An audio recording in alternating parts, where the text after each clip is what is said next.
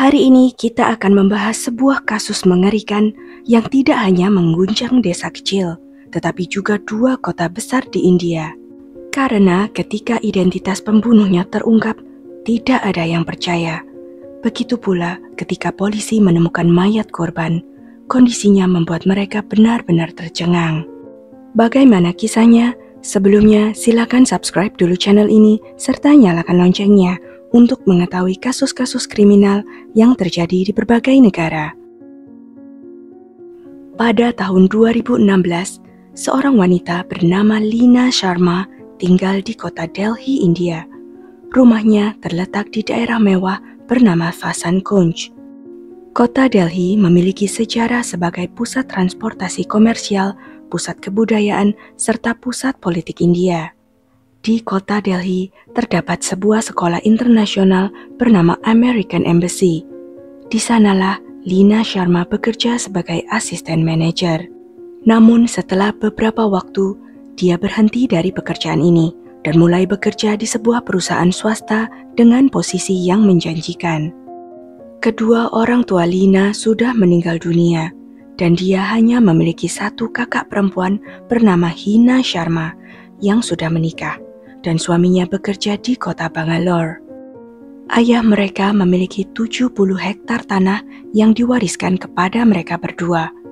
35 hektar untuk Hina Sharma dan 35 hektar sisanya untuk Leena Sharma.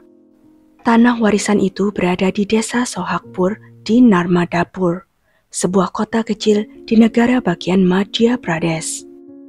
Leena menghabiskan masa kecilnya di desa ini dan menyelesaikan sekolahnya di sana. Selain itu, salah satu paman dari pihak ibunya juga tinggal di sana. Sekarang karena Leena tinggal jauh di Delhi dan belum menikah, paman dari pihak ibunya itu, yaitu Pradip Sharma, mengurus tanahnya. Pamannya itu juga memiliki tanah di dekatnya. Dia menanami sayur-sayuran di tanah miliknya itu, dan juga 11 hektar tanah milik Leena. Leena sendiri bekerja di Delhi, dan tidak ada seorang pun yang mengurus tanahnya di kampung halaman. Jadi, Leena berpikir, karena pamannya bertani di tanahnya, dia juga yang akan mengurusnya. Tidak ada batasan atau pagar di bagian tanah yang menjadi milik Leena. Oleh karena itu, Leena berpikir bahwa jika pamannya juga bertani di tanah miliknya itu, maka tanahnya akan aman. Tidak ada orang lain yang akan merampasnya. Selama masa itu pula, Pradip biasanya mengirimi Leena sejumlah uang setiap bulan sebagai uang sewa untuk menanam sayuran di sebagian tanah milik Leena itu. Seiring bertambahnya usia, Leena mulai mengkhawatirkan pernikahannya. Dia kemudian berpikir bahwa dia harus menyelesaikan pagar hukum atas tanah miliknya seluas 35 hektar itu, dan kemudian perlahan-lahan menjual seluruh tanahnya dan menetap di Delhi. Leena juga berkonsultasi terlebih dahulu dengan beberapa teman dekatnya tentang keputusannya ini. Tetapi Leena mempunyai satu masalah dengan keputusan itu. Bagaimana cara memberitahu pamannya bahwa dia harus bertani hanya di lahannya sendiri, karena Leena akan menjual seluruh propertinya itu. Leena telah lama memikirkan hal ini, dan akhirnya suatu hari, dia memutuskan untuk memberitahu pamannya secara langsung bahwa dia harus menetap di Delhi dan menjual seluruh tanahnya itu. Kemudian Leena menelepon pamannya dan berbicara tentang pemagaran tanah dan rencananya untuk menjual seluruh tanahnya. Leena juga memberitahu pamannya bahwa sekarang mereka harus bertani sayuran di tanah mereka sendiri.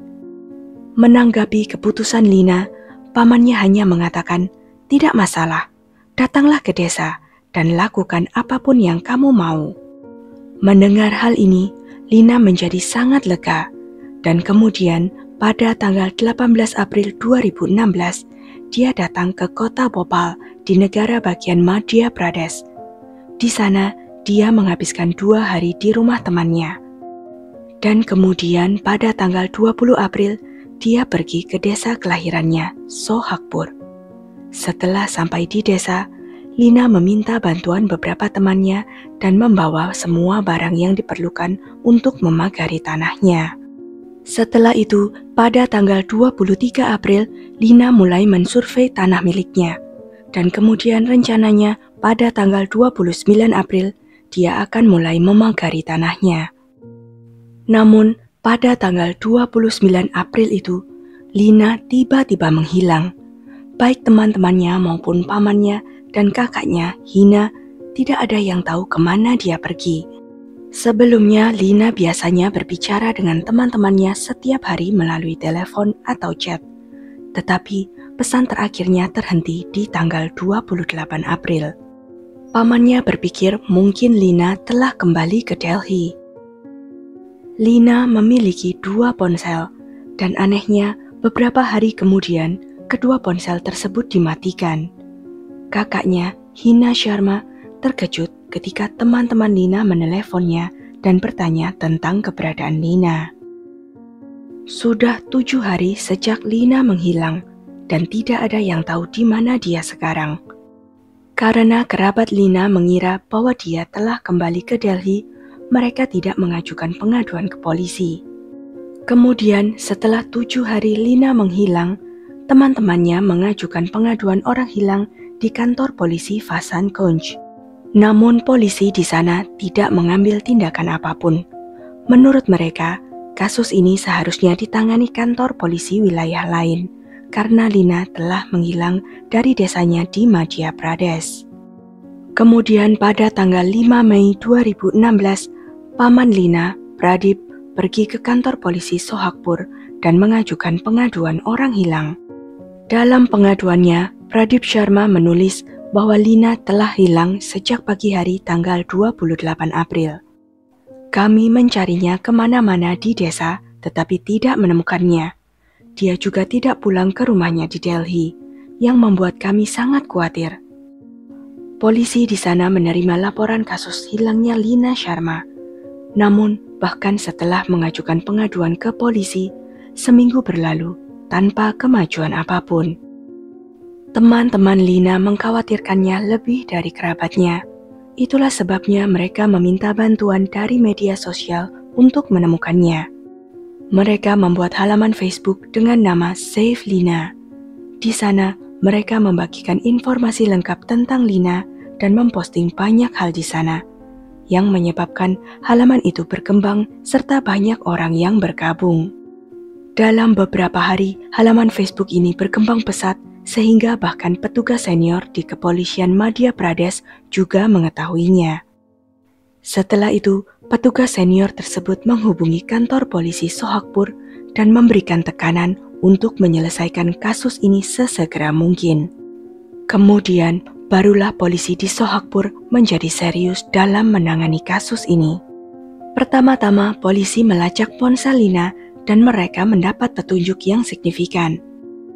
Pada awalnya, kedua ponsel Lina dimatikan, tetapi sekarang polisi menemukan bahwa salah satu ponselnya menjadi aktif dan lokasinya terlihat di area bernama Piparia. Setelah itu, tim polisi tiba di sebuah rumah di mana ponsel Lina terlacak. Kemudian ketika polisi memasuki rumah itu, mereka melihat seorang anak laki-laki sedang memegang ponsel tersebut. Polisi kemudian bertanya padanya, dari mana dia mendapatkan ponsel itu? Dan anak laki-laki itu menjawab, saya menemukan ponsel ini di kereta. Ketika tidak ada yang datang mengambilnya selama berjam-jam, saya membawanya pulang. Setelah polisi memeriksa latar belakang anak laki-laki itu untuk melihat apakah dia mungkin berbohong, polisi menemukan bahwa anak tersebut memiliki latar belakang yang benar-benar bersih dan tidak mempunyai catatan kriminal. Polisi kemudian menyita ponsel itu darinya dan menganalisa catatan detail panggilan dari ponsel tersebut. Panggilan terakhir Lina adalah ke nomor yang tidak dikenal, sementara semua kontak lain di teleponnya adalah orang-orang yang akrab dengannya. Polisi mulai mencari identitas dari nomor tak dikenal ini. Setelah beberapa saat, polisi mengetahui bahwa nomor itu adalah milik seorang pengemudi becak motor.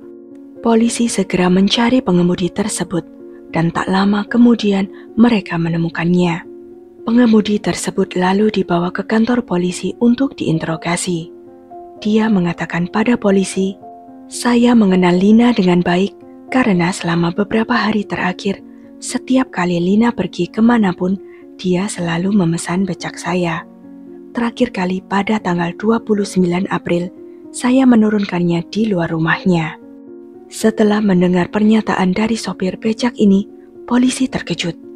Karena dalam pengaduan orang hilang yang diajukan oleh paman Lina, Pradip Sharma, disebutkan bahwa Lina telah hilang sejak pagi hari tanggal 28 April.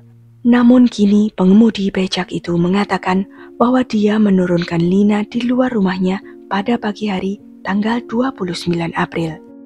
Tanggal dan waktu panggilan terakhir antara Lina dengan sopir becak itu mengklarifikasi bahwa dia telah mengatakan yang sebenarnya.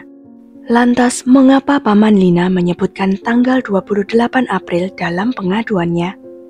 Awalnya, polisi mengira itu mungkin sebuah kesalahan.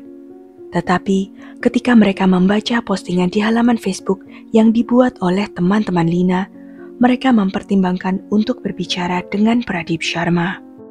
Teman-teman Lina mengatakan di halaman Facebook Save Lina bahwa sebenarnya Lina mengalami stres selama beberapa bulan terakhir terkait dengan tanah miliknya.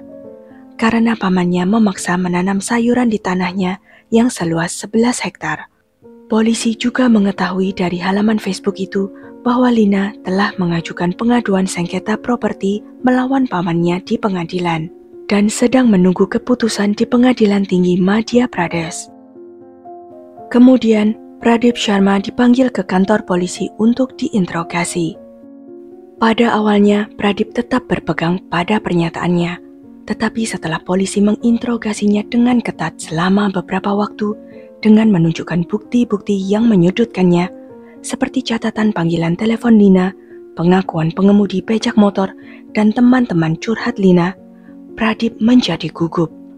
Setelah beberapa waktu, dia lalu mengaku kepada polisi, "Lina Sharma yang kalian cari, aku bersama 2 temanku telah membunuhnya." Pradip menceritakan bahwa setelah dia mengetahui bahwa saudara iparnya memiliki 70 hektar tanah, keserakahan memenuhi pikirannya. Saudara iparnya itu meninggal tak lama setelah menikah ketika Lina dan Hina masih sangat muda, dan beberapa waktu kemudian ibu mereka juga meninggal. Setelah setengah dari 70 hektar tanah dibagi antara Hina dan Lina, Hina pun menikah dan telah sepenuhnya mengambil alih bagian tanahnya. Di sisi lain, Lina pergi ke Delhi untuk studinya lalu bekerja di sana. Lina tidak memasang pagar atau pembatas apapun di tanahnya. Oleh karena itu, Pradip dengan leluasa menanam sayuran di tanahnya dan sebagian tanah Lina seluas 11 hektar. Sementara itu, Lina sangat percaya pada pamannya. Lina berpikir pamannya akan menjaga tanahnya, jadi dia tinggal di Delhi tanpa khawatir. Tetapi Lina terkejut ketika pamannya mengambil alih sebagian propertinya dan merusak kepercayaannya. Kemudian, Lina mengajukan kasus melawan pamannya di Pengadilan Tinggi. Setelah beberapa waktu, Lina memutuskan bahwa dia akan memagari batas tanahnya. Jadi dia menelepon pamannya dan menceritakan rencananya sebelum pergi ke desa. Pada tanggal 23 April, Lina akan mengamati tanahnya dan memilih tanggal 29 April untuk memasang pagar di perbatasan tanahnya. Pada pagi hari tanggal 29 April, pengemudi becak menurunkan Lina di desanya. Tak lama setelah itu, Pradip tiba bersama 2 temannya. Pradip kemudian berkata kepada Lina, "Mengapa kamu memasang pagar sekarang? Aku akan melakukan pemagaran di perbatasan tanahku dalam beberapa hari ke depan. Dan jangan khawatir, aku juga akan memagari tanahmu bersamaan dengan tanah milikku." Kesalahan Lina di sini adalah dia sekali lagi mendengarkan dan mempercayai pamannya. Setelah itu, dengan bantuan para buruh, semua bahan pemagaran dipindahkan di tanah milik Pradip. Kemudian ketika semua buruh pergi, Pradip mengajak Lina ke belakang rumahnya dengan alasan akan membicarakan sesuatu yang rahasia.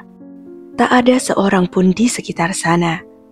Di sana, Pradip menyuruh Lina, "Jangan melakukan pemakaran di tanahmu.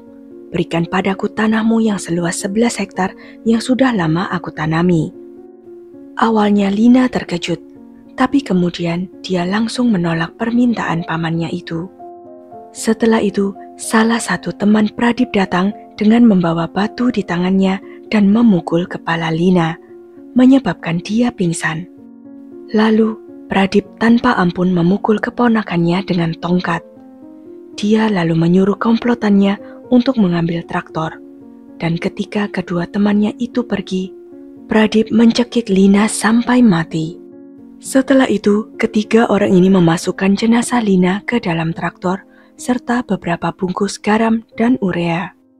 Kemudian mereka pergi ke hutan yang berjarak 4 km, dan sesampainya di sana, mereka menggali lubang dan melemparkan jenazah Lina ke dalam lubang tersebut dalam kondisi telanjang.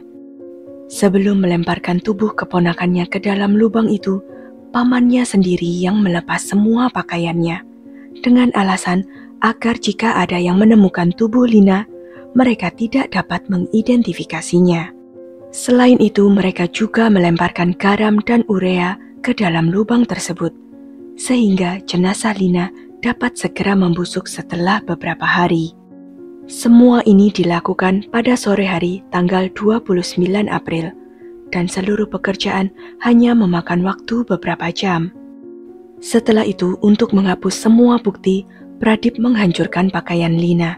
Lalu dia membawa kedua ponselnya dan meletakkan kedua ponsel itu di tempat yang berbeda di dalam kereta. Setelah itu, Pradip menunggu 1 minggu sebelum akhirnya pergi ke kantor polisi untuk mengajukan pengaduan Lina hilang. Dia sengaja mengulurnya agar tubuh Lina benar-benar membusuk terlebih dahulu. Setelah mendengar pengakuan ini, polisi menangkap Pradip bersama kedua komplotannya.